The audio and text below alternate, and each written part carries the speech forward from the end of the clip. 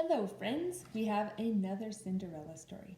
This is one that one would not expect to have a story about Cinderella with this topic.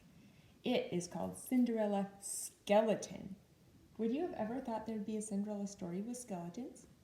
Well, someone thought it was a great idea, so let's hear it. This is by Robert D. Sansucci, illustrated by David Catrow. Let's see how skeletons have a part in the story Cinderella. Cinderella Skeleton dwelt in Boneyard Acres near the wood. Third mausoleum on the right, decayed, decrepit. What a fright! On the door of a withered wreath invited guests to rest in peace. It was the pride of the neighborhood.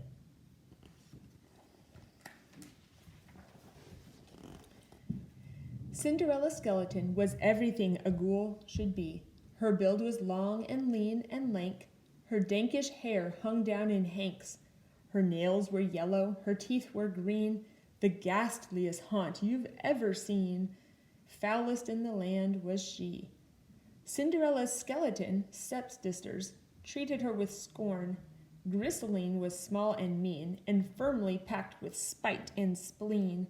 Tall, bony Jane, a scatterbrain, was just as vile and twice as vain. They worked Cinderella from dusk till morn. Cinderella Skeleton, it seemed her tasks were never done.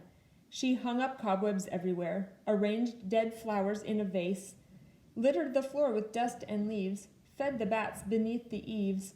She had no time for rest or fun.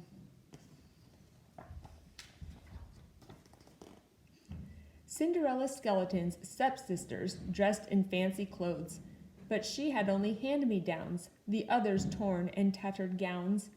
Her shoes had worn-out tops and soles. In fact, they were so full of holes they showed off all her bony toes. Cinderella Skeleton asked for help with household chores, but stepmother Screech began to shout, "You're lucky I don't throw you out! My girls are gems, you're common clay. How dare you even think that they should streak the windows or strew the floors?"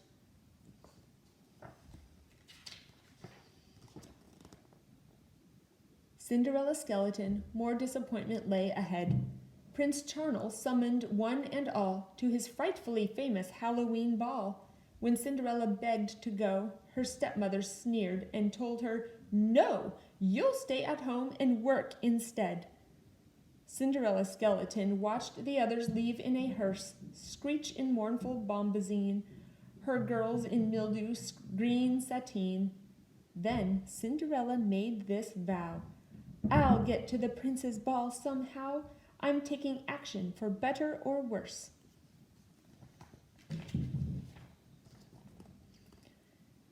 Cinderella Skeleton, off she marched without delay, to the good witch in the wood below, who cast kind spells with a generous wand.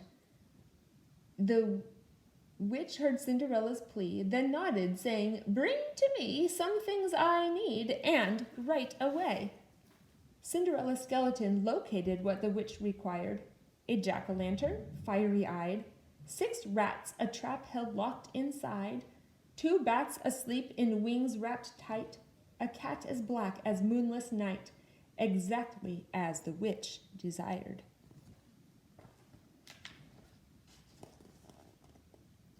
Cinderella Skeleton saw witch touch wand, tip-tap to all. The pumpkin turned to funeral wagon, the rats to nightmares, part horse, part dragon, the bats to footmen at the ready, the cat to driver holding steady, the steeds who would speed her to the ball. "Cinderella Skeleton," the witch exclaimed, "you need new clothes."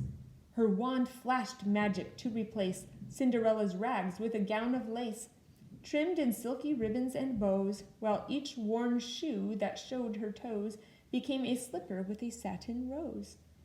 Cinderella Skeleton was eager to be on her way, but the good witch said, "Before you go, there's one important thing to know. You must return before the morning. If you fail to heed my warning, your joy will fade at the break of day."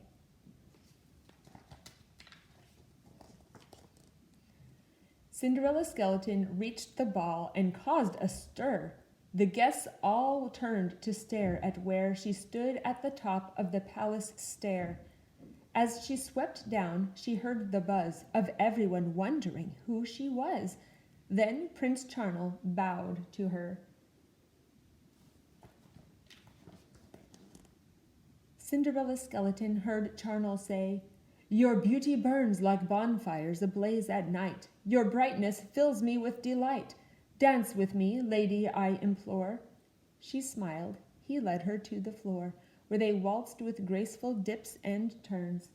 Cinderella Skeleton, gazing into Charnel's eyes, was so in love she was unaware of each hateful murmur and baleful glare that Screech, Bony Jane, and Grisseline aimed at the lovers' tender scene. She danced till dawn first lit the skies. Cinderella Skeleton recalled too late the witch's warning. She broke from Charnel's dear embrace and hurried to escape the place. Charnel cried, "You're my answered prayer!" But Cinderella fled down the stair. Distressed how near it was to morning, Cinderella Skeleton, her haste, as haste will, brought mishap. As she ran for her waiting carriage, pursuing Prince, shouting offers of marriage, she stumbled once, giving Charnel time to grab her foot and cry, "You're mine!" Then off her foot came with a snap. Cinderella Skeleton, ignoring the thump of her footless stump, reached her coach and cried, "Away! I must be home by break of day." They raced pell-mell past the palace gate. The prince kept pleading, "Lady, wait!" In his hand, a foot. In his throat, a lump. Cinderella Skeleton, through near dawn her nightmares sped, but morning caught them mid-flight. Coach shrank to pumpkin in the light. Cat, rats, and bats flitted away, ragged and limping as she faced the day. Her heart still full, though the magic had fled. Cinderella Skeleton, her life grew day by day more grim. Her family worked her without rest. They knew Prince Charnel's mystery guest. She drudged, but halfway through some chore, she would dream she was on a dancing floor as Charnel asked her to waltz with him.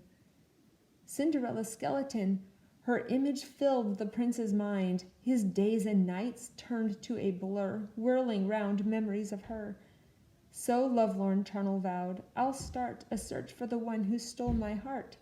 She must be somewhere I can find.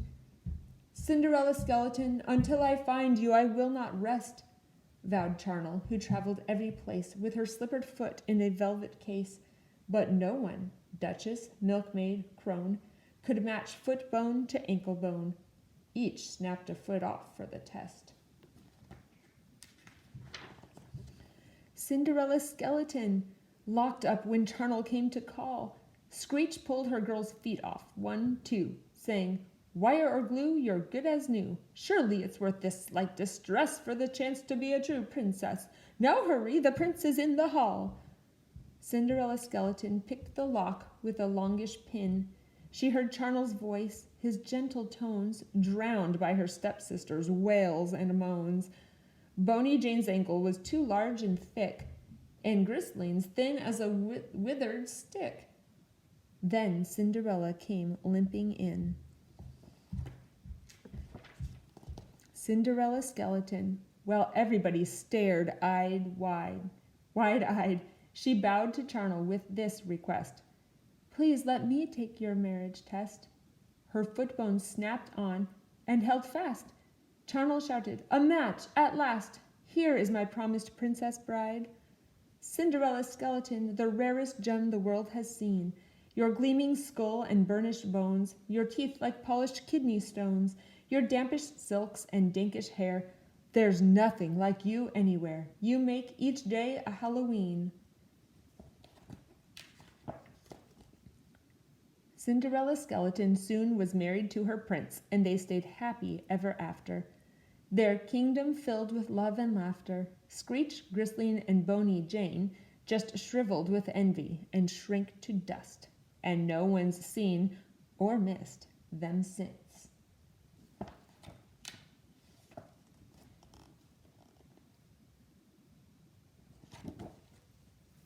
The end.